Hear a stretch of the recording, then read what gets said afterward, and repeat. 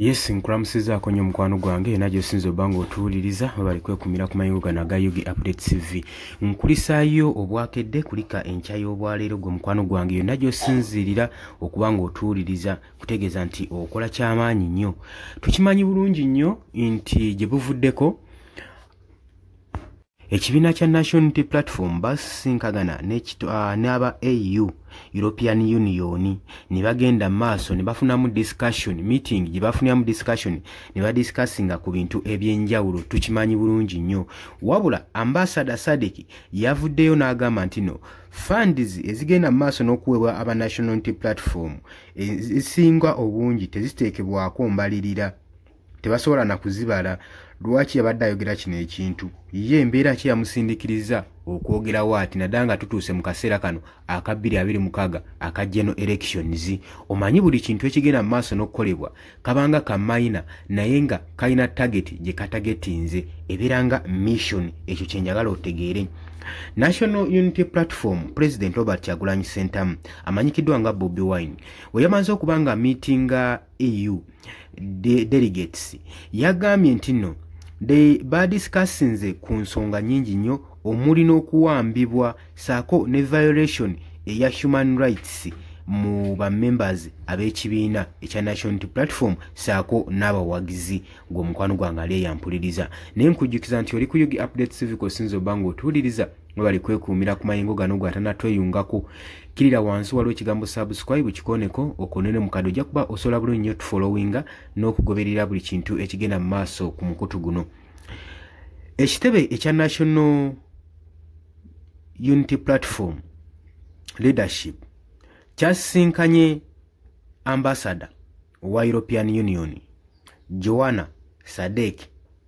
Ono nno bafunye kibayita closed door meeting eyagenze maaso n'etwala essaawa ezabadde ziwerirako ddala obulungi ennyo.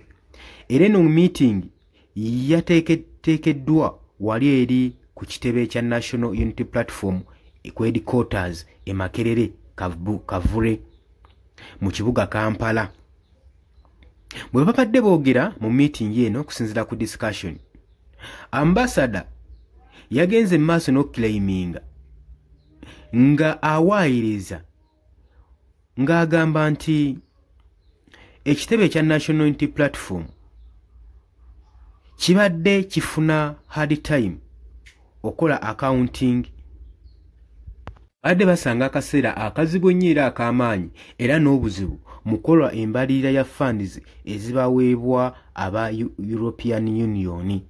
Ambassador bw'atyo bwe yagambye. Kitegeeza ki? Nti ekibiina kya National Unity Platform kibadde kifuna funds nnyingi nnyo naye ng'ezisinga obungi zibalemye okukolako embalirira nga tebasobola zikolako accountability. Era yagenze maaso n'okclaiminga ng'agamba National Unity Platform babadde bagenda mu maaso n'okusajulatinga mbu nga bagaziya namba ey'aba members ab'ekibiina abagenda maaso n'okuwambibwa ne gavumenti. Kituufu tebaganye nti nno oba tebabawamba, bakkiriza nabo balina okukkiriza nti aba members b'ekibiina kino bagenda maaso n'okuba nga bawambibwa gavumenti. Kati nga bo bagamba nti bagenda maaso n'okwogaziya ennamba y'aba members abagenda maaso n'okuwambibwa ne gavumenti ab'ekibiina kya National Unity Platform. Naye nze ngamba okusinga okubafandinga ssente ez'abantu be babawambye, waaki nze ngamba prevention is better than cure. Lwaki? Kuba ssente ezo babawa tezina mugaso zigenda bagasaamu, kibanga kuwamba muntu ate n'omusasulira. Waaki tebagezaako kusolovinga nsonga ya kuwamba ne bateekawo ekyokulekerawo kyoboola eddembe ly'obuntu ne baba nga kibalwanako mu ggwanga lyaffe wano Uganda than okusinga okuba nga bakiraiminga ng'eye bafandinga ng'olwedde bamaze okuba nga bawambibwa. Ekintu ekikyamu ennyo. Bwe babadde barespondinga ku issue eno eya funding aba National Unity Platform, Secretary General David Louis Rubongeya aclaiminze era n'agawakanya n'agamba nti no sente ezisinga ezibadde zifundingibwa zibadde zikozesebwa ku famire zaabo era nga zibwewayo mu famire baabo aba National Unity Platform supporters abawagizi abadde bawambibwa ne bateerwa mu custody za poliisi.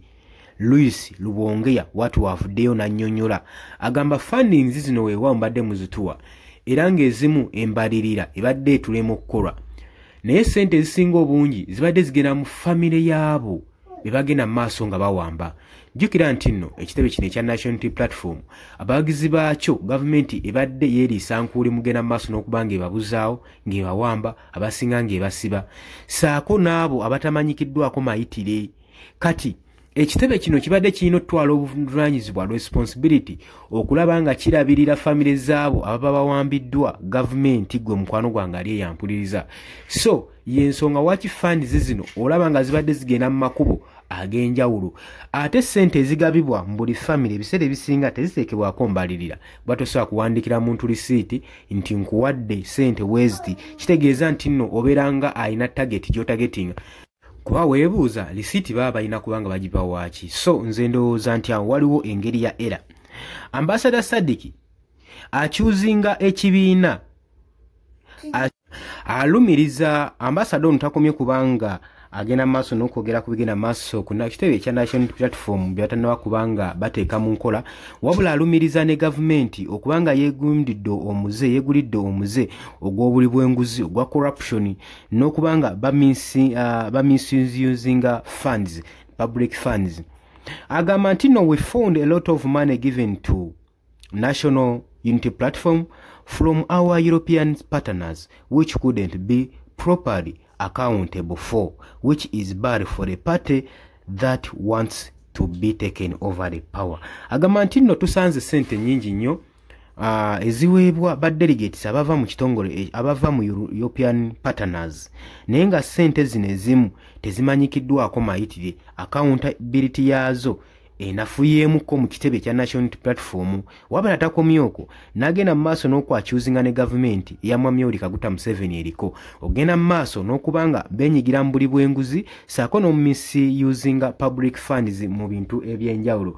Jjukira nti nno omwaka guli ogwaggwa embalirira eyakolebwa yalaga nti nga public funds oba mu budget ya ggwanga Uganda ekolebwa ba MPs oba babaka oba ba ministers abagenda maaso in charge ya budget bagenda maaso n'okwalocatinga ssente mu budget mu projects ez'enjawulo naye nga ssente zino zibalocatingamu ezimu percentage yagenda ku personal interests zaabwe nga mu foundation zaabwe mu projects zaabwe eziri personal naye nga si za ggwanga nga Uganda era nga tezina weziganyulirwa mu ggwanga gwe mukwano gwange ali eyo ampuliriza.